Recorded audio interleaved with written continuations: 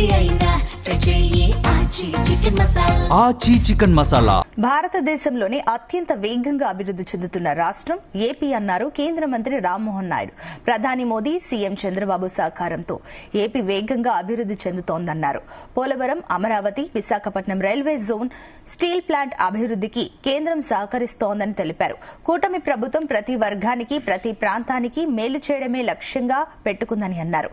గతంలో ఉన్న గొడ్డలి పార్టీ ప్రభుత్వం విధ్వంసంతో వారు పాలన చేస్తే అభివృద్ధి, సంక్షేమం లక్ష్యంగా కూటమి ప్రభుత్వం పాలన కొనసాగిస్తోందన్నారు. విజయవాడ తూర్పు నియోజకవర్గంలో 15వ ఫైనాన్స్ కమిషన్ నిధులతో సుమారు 4 కోట్ల రూపాయల వ్యయంతో రోడ్ల విస్తరణ పనులకు శంకుస్థాపన చేశారు కేంద్ర మంత్రి రామ్మోహన్ నాయుడు.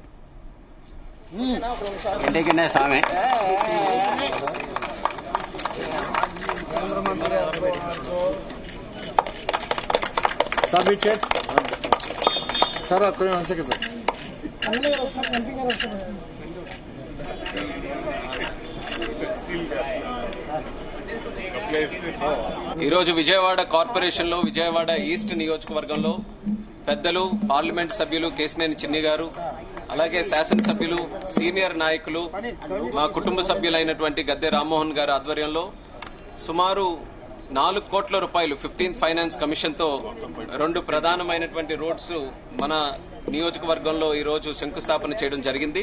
దానితో పాటు ఓవరాల్ గా తీసుకుంటే 15th ఫైనాన్స్ కమిషన్ లోనే సుమారు 15 కోట్ల రూపాయలతో టౌన్ ని సర్వసుందరంగా తయారు చేయడానికి ఇక్కడ ఉన్నటువంటి రోడ్స్ ని బ్యూటిఫై చేయడం, వెడల్పు చేయడం, అలాగే రీలేరింగ్ చేయడం, కొత్త రోడ్స్ వేయడం, ఈ అన్ని కార్యక్రమాలు కూడా పెట్టుకున్నాం. విజయవాడ నగరం మీరు చూసుకుంటే కూటమి ప్రభుత్వంలో అందంగా తయారు చేయడానికి, అభివృద్ధి చేయడానికి కంకణం కట్టుకుని మరి ముఖ్యమంత్రి గారి ఆధ్వర్యంలో, అలాగే డిప్యూటీ ముఖ్యమంత్రి గారు మన పవన్ కళ్యాణ్ గారు, ప్రధానమంత్రి నరేంద్ర మోదీ గారు, వాళ్ళందరి తాలూకా సహకారంతో ఈ ఆంధ్రప్రదేశ్ రాష్ట్రం శరవేగంగా అభివృద్ధి వైపు పరుగులెడుతుందనేది మనం అందరం కూడా తెలుసుకోవాలి.